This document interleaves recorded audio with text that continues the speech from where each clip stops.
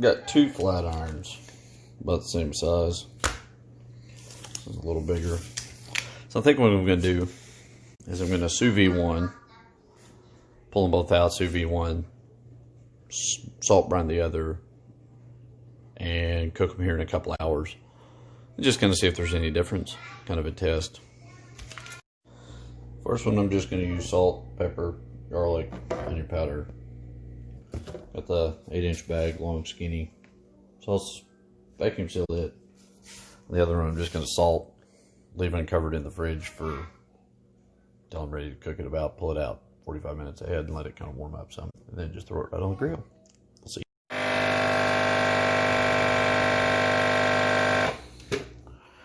There's one. All right. On this thing, there is a minimum, maximum line. We're at where we need to be. Just a pot of water.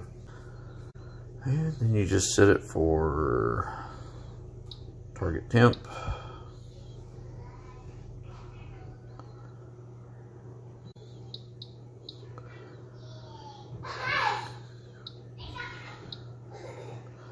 We're going to do 131 for 3 hours. Hit start, and away it goes. All right. Got steak number 2. Pulled out, seasoned up, salt, pepper, garlic, onion powder. Let it come up to temp, 45 minutes to an hour. Then we'll throw them on the grill. This one's just chilling out. All right. This one's been on for a little bit. Nice pretty steak. Get this butter on there. This is actually a pretty lean cut, so flare-ups and stuff, it's not that bad at all. So get this one a little closer, a little bit closer, and we'll put the sous vide. So here's the sous vide steak, and it's kind of gray. It's technically cooked. So all this is really for, this portion, is to sear it and get that nice crust. So we'll see. So in order to keep this from cooking too deep, you want to flip it more often, every 30 seconds to a minute or so. Don't leave it on any one side very long, or you'll get that gray band supposedly.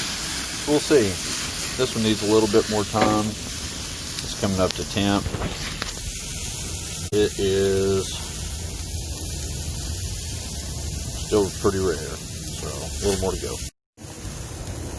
So what's interesting, this one's fine. It's medium rare. This one actually shows a little lower internal, but you got to remember, it's already been up 130 something. It's already cooked. So it lost a little when I pulled it out of the sous vide.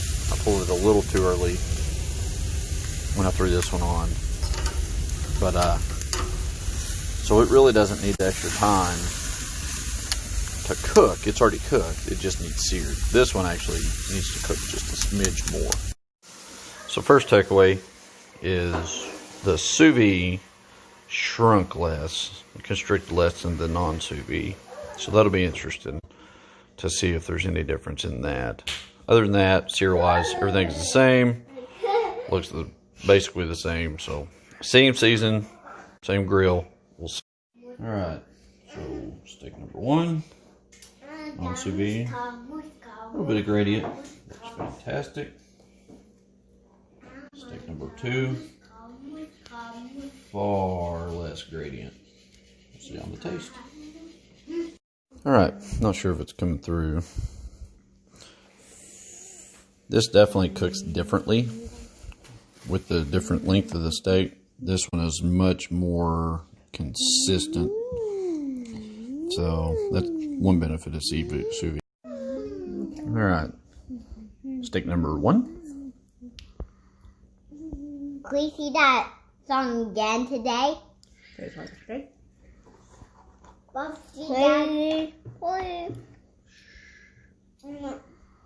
number 2. Let's do down the song again. Mama. About the same? This one's more salty, I think. And the ringing Possibly. bell. Okay. I don't know which one's And the what. popcorn. Okay. Good. And the popcorn, okay? And muska. Em, was the steak good?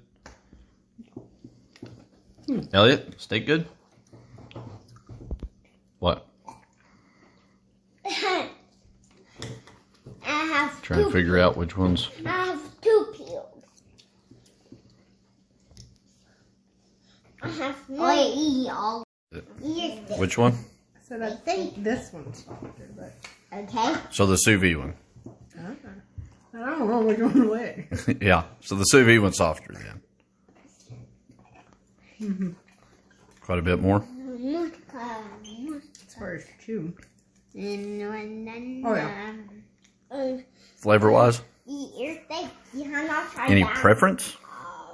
I like this one being more Steak is tender. good. Easier to Okay. chew. You think like it, huh?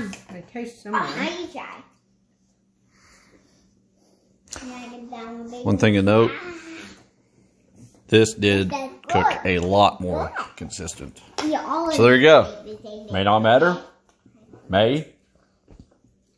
It worked.